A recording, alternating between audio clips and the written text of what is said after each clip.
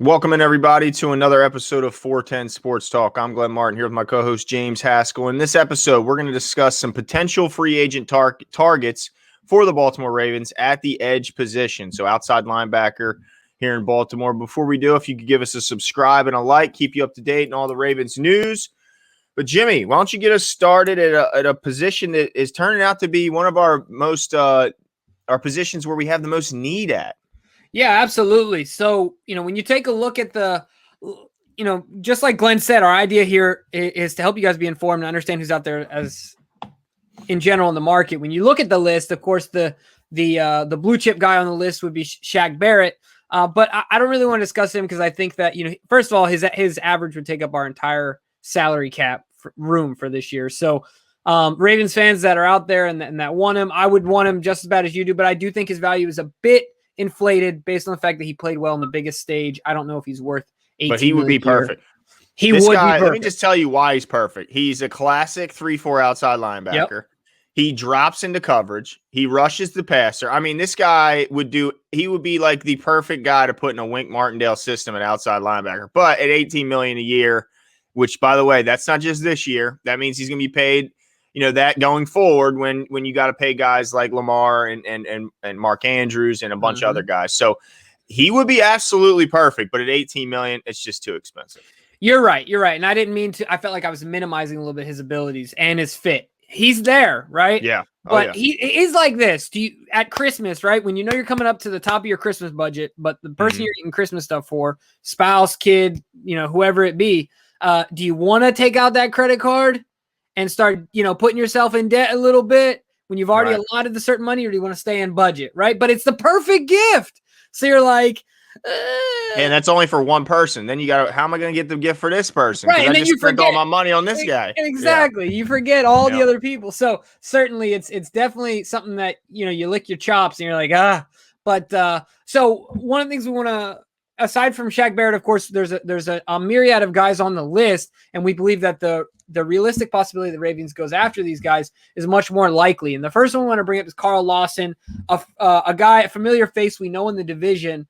So one of the things that's pretty incredible is that in his rookie year he put up 59 pressures on just 389 rushes, which is incredible. And he's graded out sacks, Yeah, so he's graded out well every year for the most part. Right now, PFF has him ranked as the 28th best edge defender. So that's D ends and outside linebackers combined.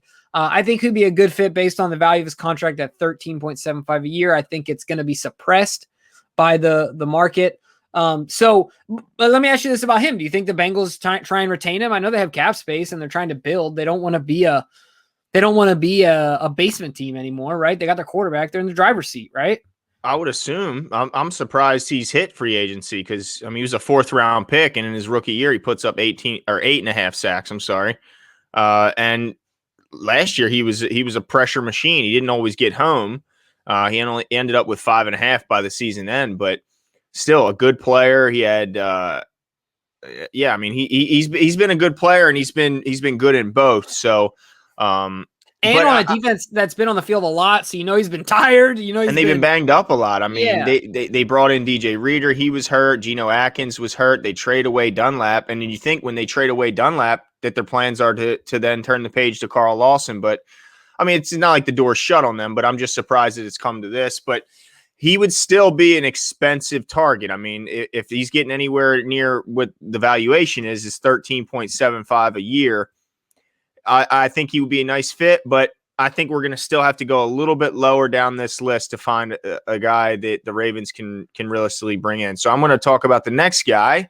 Jadeveon Clowney is a big topic. We've talked about him on this show many times.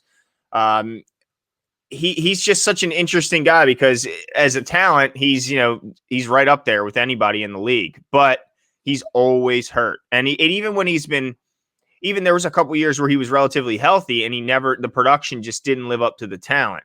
So he signs with Tennessee last year after leaving Seattle and having a decent tenure there, but he didn't play it really at all. I think he played a handful of games last year for the Tennessee Titans. And still, even when he played, he wasn't quite the Clowney we were expecting him to be. Not a horrible player, but still not the Clowney we were expecting. So when you see that he's still projected to get $13 million now, albeit that on a 1-year prove it deal, but does that all but signal that he's not coming to Baltimore? Like, what are your thoughts on Clowney as a fit? Yeah, I don't think so. This is my thoughts on Jadeveon Clowney. When something that I learned in my early adult life is that money is a byproduct of things that you do, right? Money is not the reason for the things that you do them. Right. And when money becomes a byproduct, you usually end up making more money because you're not focused on it. It's not all about it. And you're just focused on your craft, having fun, being passionate, whatever. So for me, it comes to so I'll say this. And the reason I want to bring that up is that Clowney would be a perfect fit in Baltimore if he finally gets through his head that it's money will be there. It is a byproduct of your production. Right. So stop focusing on the money, which is what I think he focuses too much on, and focus on the production, focus on the health, focus on the technique, on the consistency, on the availability, and money is a byproduct of that. And so I think if that's the case, I think that $13 million is inflated. I think he would be, it would be like a kid on Christmas morning if he got a $13 million deal next year. I don't think he cracks 9. And that is with a heavily incentive laden contract. I don't think there's any way any team hits double digits like 10 and above with Clowney next year. I don't think there's a chance, especially with the lowering of the salary cap. So I like the fit if his mind is in the right place. And I know a lot of Ravens fans are up and down and he's a lightning rod, but I'd welcome him at the right price, $7 to $9 million, incentive laden if you're talking $9 million. Yeah, I think that's the key. If you can get him in here in an incentive laden deal, because I think there's no doubt that if he was able to somehow stay healthy, we would get the money's worth, because even if you don't get fantastic, production from a pass rush standpoint, he is an absolute monster in the run game. I mean, he is in the 95th percentile as a run defender since entering the league. And he's in the 77th percentile as a pass rusher. So he's great at both, but he is something spectacular in the run game. So, I mean, you put him on one side, it eliminates running to that side, basically. Yep. So he would be absolutely. So if you can get him on that exactly that type of deal, an incentive laden deal you could just tie it to playing time. You could say, look, we're Jadeveon. We're not going to tie it to production. We're not even going to ask you to go out there and get 10 sacks before you get your money. We're asking you to stay healthy. And if you're Jadeveon, how are you not running to the Ravens organization? When you look at how they use their guys, he's not going to be overused, which leads to better health. We have the best strength and conditioning program in the National Football League, led by Steve Saunders. That's going to help with your health. All grass fields in every spot, practice facilities all the way to the game day. I mean, that's going to lead to health. So it just seems like there's a bunch of things that the Ravens have that are looking to provide a healthy experience for a player like him. So why would he not want to come here? And then you get to play on a defense that already has a fantastic secondary behind you. And then you have an offense that's ball control that keeps you on the sideline most of the time drinking Gatorade. I mean, It makes all the sense in the world, but I think you're right. There is still going to be a team out there that is probably going to offer more money. And if money is what's most important to him, then he's likely not going to come here to Baltimore. But you can still, and it always goes back to what Draymond Green said when they asked him, why did you take a little bit less? He said, it's not going to change my neighborhood. And the same thing with Clowney. It isn't going to change his neighborhood, whether he's making $9 million this year or if he's making $11 million this year. He's still making a ton of money. He's going to be taken care of for the rest of his life. Off of what he already made, not to mention what he's going to continue to make at just 28 years old. But yeah, I think that it makes a lot of sense from his standpoint. I think it makes a little bit less sense for the Ravens because of his health. But I do think that if they can find a way to keep him healthy, I mean, he would be fantastic. Shuts down the run, and if he's motivated and playing well, he'd be a fantastic pass rusher as well. Yeah, absolutely. So Jadeveon, my words of wisdom to you, because I'm so wise, of course, would be, stop being a mercenary and, do what's best for your body and let money be the byproduct. And if that's the case, like you said, Glenn, I don't see there being a much better fit as far as value in a contract and potential. So let's keep moving down that list. Of course, Judon and Ngakoue is a guy that, we both agree on he's probably out the door based on his his ascension as far as he's 17 and a half. Who is going to pay him 17 and a half a year, Jimmy, when he does nothing against the run? He doesn't even make an attempt to. Like, I feel like he doesn't even. Yeah, I don't know, man. It's definitely. He peaked. His best run grade ever, Jimmy, is a 59 in 2018. Best. That's his peak. I mean, and that was with a really good front, if I'm not mistaken. Yeah, that was with monsters all around you. I mean, that's with the Calais Campbell back in his heyday back in Jacksonville. And by the way, a fantastic secondary behind you as well. Yeah, so that's definitely that. Yeah, to me, I think he's out of the realm of possibilities. The next one, and this is where I think that realistically and financially and need all those things start to come together, is a guy like Melvin Ingram. Melvin, if I'm not mistaken, he's what? Okay, so he's 32. Almost 32, yeah. Yeah, so he'll be 32 shortly. He's been banged up, so I think that will suppress his market value and make it more possible for the Ravens to sign him. But when he's healthy, you talked about he's graded really well. I think that he's kind of rounded out his career as far as being not just a productive pass rusher, but also a good player in the run. And so I like his game. I like his value. They have him projected at $10 million a year. I think it's going to be 8.5 if I had to guess. Once again, based on the market that's available for him this year. So, what's your take? Give him a 2-year deal. How do you feel about Melvin Ingram? Well, it's another guy that's got a lot of health issues. He only had 7 games last year. Didn't record a sack. Only had 10 combined tackles in those 7 games. So, and that's concerning. And then the year before that, he played in 13 of the 16 games and recorded 7 sacks. And the reason I'm concerned about him is that he's had Joey Bosa, who's also been injured some, but he's had Joey Bosa a lot of times opposite him. And when you got a guy like Bosa, who's a guy that's almost guaranteed to face a double team, he's a nightmare on the other side. I would expect more like Leonard Floyd type numbers where, Leonard Floyd benefited from having Aaron Donald there, and he turned that into double-digit sack years. And it worries me that he hasn't been able to do that. And so for that, I'm not a big Melvin Ingram guy. I know a lot of people like him, but he's 6'2", 247, not ideal size for what we like to do with the outside linebackers here in Baltimore. He's almost 32, or I think he is 32 years old. So I don't really like the fit, especially not at the money that they're expecting. I think 10 million. You said 8.5 is what you're expecting. Yeah. So to me, I'm not a big Melvin guy. I mean, if he's healthy and you can guarantee me all this, then maybe. But like I said, with his smaller size, I don't see him as a fit here in Baltimore. Well, who do you have next on the list? I'm interested to see the reaction of viewers when you bring up this name. Yeah, well, I mean, again, this is just a possibility. Bud Dupree is now available, and it doesn't look like there's any chance Pittsburgh can bring him back. And not if they want to keep TJ. It's what it really comes down to with their cap situation, right? Absolutely. And the thing that's interesting about Bud Dupree is he's so loved by his teammates. I mean, one of the leaders in the locker room over in Pittsburgh. He was absolutely fantastic, but also he was not just fantastic. The team, when he was playing, was like a different team than when he went out. When he went out, I mean, it drastically changed. Now, I understand that then they could focus their attention on Watt and they can do – but there's still some pretty good players along that front other than Bud Dupree and TJ Watt. I mean, you got to talk about Hayward and Pruitt and I'm blanking on a couple other guys' names, but Dupree was a real big difference maker on that team. When he was on the field, they were just way, way better.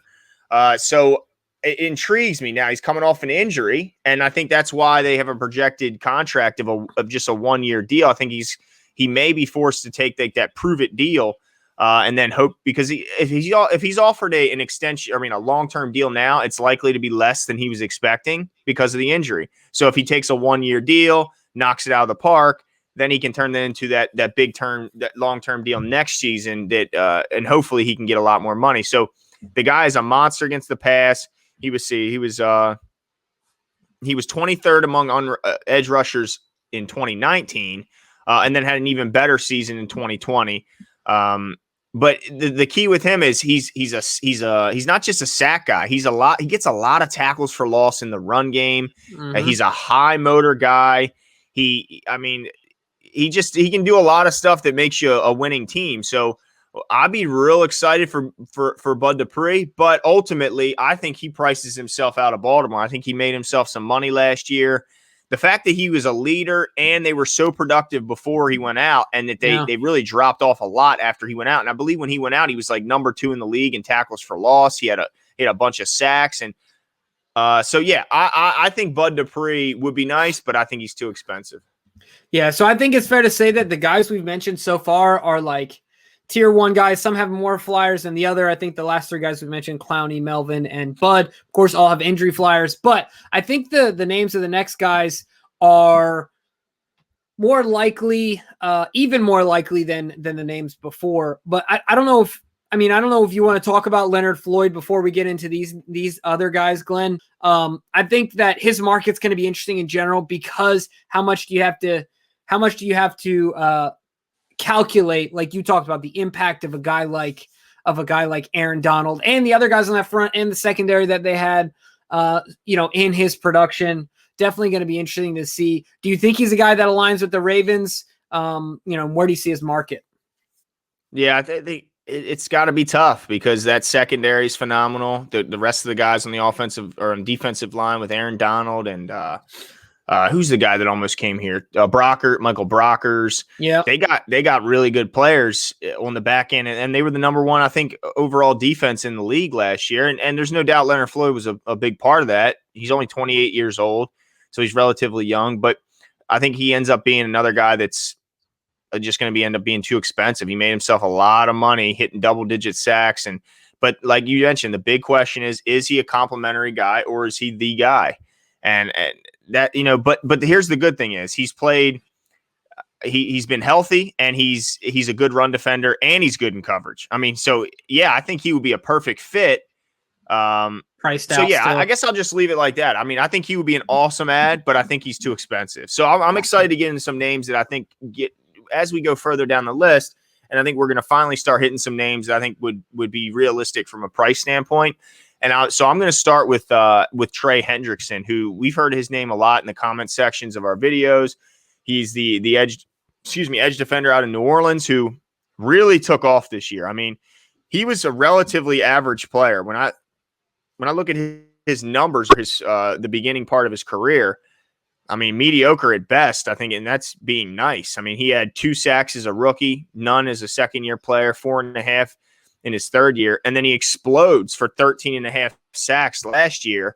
And a lot of that, some people are crediting to, again, another talented group around you. When you have Cameron Jordan on the on the defensive line opposite you, that guy's going to get a ton of attention. He's a fantastic all-pro type player.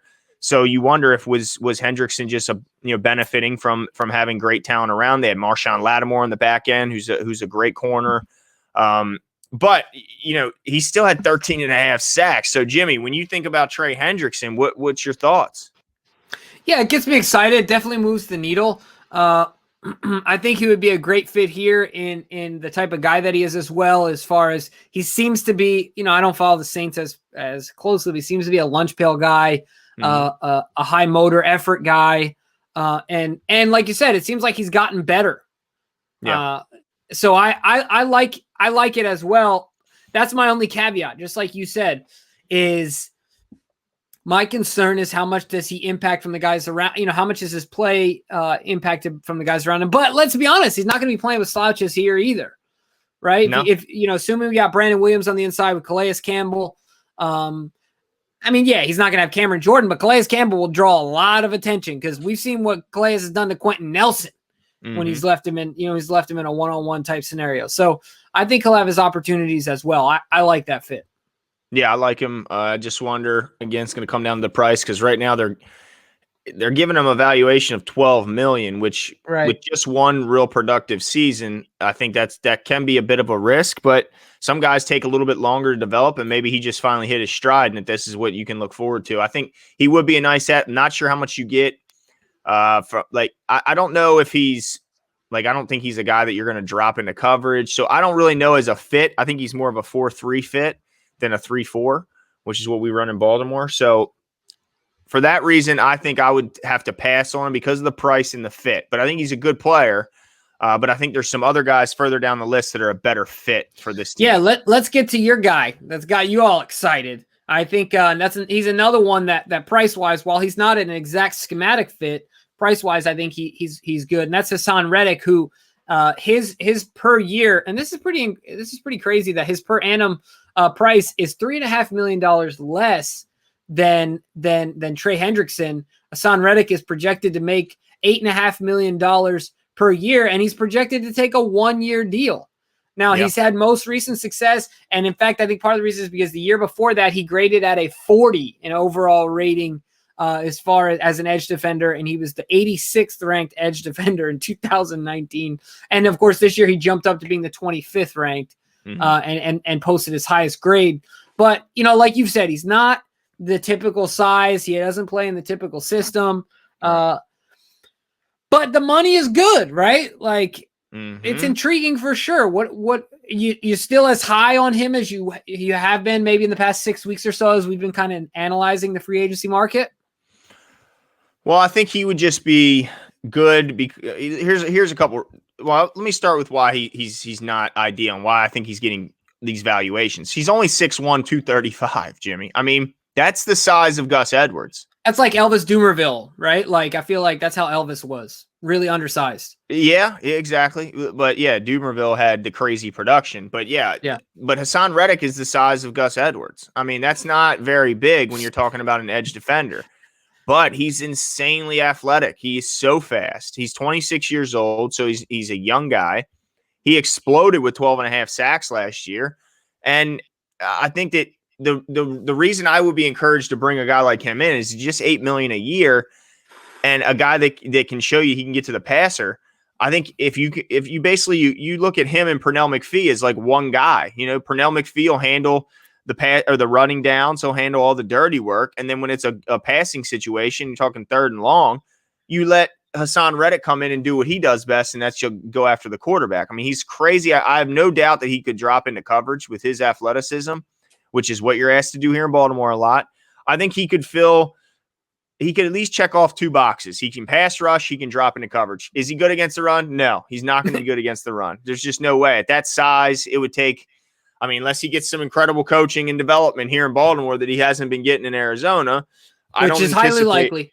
Well, you could argue we have better coaches, but I don't think he's going to all of a sudden turn into a brick wall over there. But I do think he continue to develop and get even better as a pass rusher with his natural athletic ability, his speed, his burst around the edge. We talked about when Ngakoue got here. He just looked faster than what we'd seen around the edge. Well, this guy would definitely bring that. He would bring that speed around the edge. So I would be in favor of bringing him in because I think you accompany him with Pernell McPhee. You accompany him with guys that can kind of fill in the gaps in his game, and you can make one heck of a good edge group and kind of tackle it as a group rather than having that guy out there. And that does a lot for both, though. It keeps them all fresh. I mean, the Pernell can then take his rest when needed, and same with Reddick, and keep all these guys healthy. So I would anticipate Hassan Reddick getting a nice little market out there from a bunch of teams because he can rush the passer, and you just can't find that anywhere, Yeah, no, for sure. I agree with you there. As being a specialist, you're always going to get paid. But let's talk about a couple guys that now Tyus Bowser, of course, is a guy that you and I are both in favor of bringing back. He showed some progression last year. He obviously knows the system, and I'm hopeful that they can do so. But I want to talk about a couple other names here. Justin Houston is one of them. Yeah, talk about him, Jimmy, because you got me real intrigued with him. Yeah. Justin Houston for me is a couple things. One, Justin Houston has been there and put up the numbers. He's 32 years old, but I realized last year was the first time he took a sharp nosedive, right? Yeah. As far as his production goes. But that doesn't mean, I feel like every vet does that, and we've had success bringing in vets and getting one more good year out of them, right? That last year where they give all the juice they got. I think we've seen the Ravens do that multiple times. So even last year in a down year, he put up 8.5 sacks. Yeah, traditionally, throughout his career, he's pretty good for close to double-digit sacks, if not more. He had 22 sacks in 2014. Right, that's insane. That's just insane. And then on top of that, he's a great leader.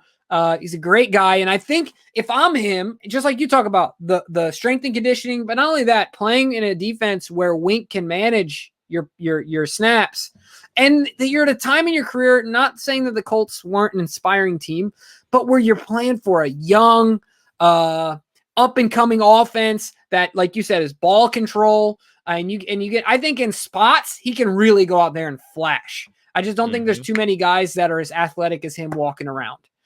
So I like the fit. What's his projected year? His projected yearly $9 million. And I think that shows his value. That's still higher than Hassan Reddick, and he's significantly older. But I just think this guy is a world-class athlete, world-class guy, leader. I think he was a captain when he was on the Chiefs, and I'm not sure I think he was also a captain last year. But look, I think that he is the type of guy the Ravens bring in. So to me, of the guys on this list, I know that he's not complete, but this guy is and he's older. I just like him. For some reason, I feel I have a good feeling about this one. And I want the Ravens to make a run for him. Yeah, I was not really that in favor of him until I looked a little closer and saw, for one, he's been 100% healthy the last 2 years. He started all 16 games in 2020 and 2019 and played all 16.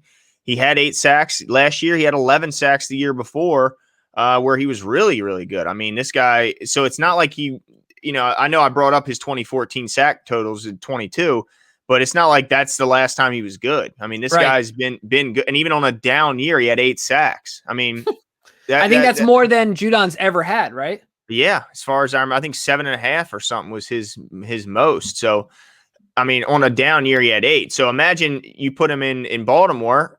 I think he would excel. I mean, with the conditions he would be getting here in Baltimore, it'd be phenomenal. I mean, you get Wink, you get the fields, you get the strength and conditioning, you get the great secondary. Nothing like for a pass rusher. Nothing like having a great secondary, right? Getting one extra tick. Yeah, and he's got the more traditional size. He's 270 pounds. That's what we're used to seeing here in Baltimore, an outside linebacker, a guy who's a big guy, that can hold his own and can affect the pass and the run game. So I was not initially in favor of him, but this seems like the perfect type of ad for the Ravens at his age, at his price, where the Ravens are as far as they're being right there to go win it all. I think he would be an absolute perfect fit, and I think you bring him in with Bowser. I mean, you could bring him in. You could bring him and Hassan Reddick in at that price. I think you could really, but then that would mean you're not getting Bowser back. But I think that would be at least an interesting choice to bring in some pass rush, because we need pass rush in Baltimore, guys. There's just no way around it. Yeah, as much as we like guys that can stuff the run, and we do like that, but if you can't affect the passer, I mean, we have nobody on the roster that can really be guaranteed and counted on to go affect the passer. I mean, Calais Campbell is not the same, Calais Campbell he was a few years ago. So, yeah, I'm hopeful that they bring in some type of help outside of I don't want to just see the Ravens wait until the draft to address the edge position. I think by that point, it's too late, because you don't know what you're getting. Yeah, you could hit a home run in the draft, but you could also swing and miss and end up with no one. And then you have Sack Daddy trying to, getting stuck in some right tackle's belly button for half the game. So I don't want to see that, and I don't think you do either, Jimbo. Yeah, no, for sure. So yeah, I think that's an optimal fit. Any other names out there that you see the Ravens should at least consider kicking the tires on, and the fans should focus on, or is that? I feel like Terrell Basham would be a guy that I think has some upside from the Jets. He's only 26 years old, and he's a fantastic run defender. He's average as a pass rusher, but like I said, he's 26 and he's proven to be a fantastic run defender. So if he can develop some of that pass rush, then maybe, and he would be a cheap deal. I think he's only projected 6.5.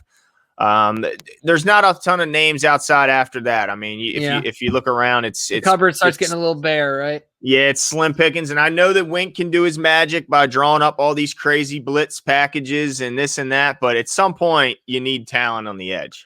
Yeah, we might have to start telling Malik Harrison just to he's big enough. He is big enough. He's got the size. Yeah, no, for sure. Let us know what you guys think. Leave us all your thoughts below. Like I said before, if there's any names that we missed, let us know. But hopefully you guys feel informed, ready to go for free agency when it comes to the edge defender position as well. Leave all your comments below, and we'll talk to you guys soon. See you.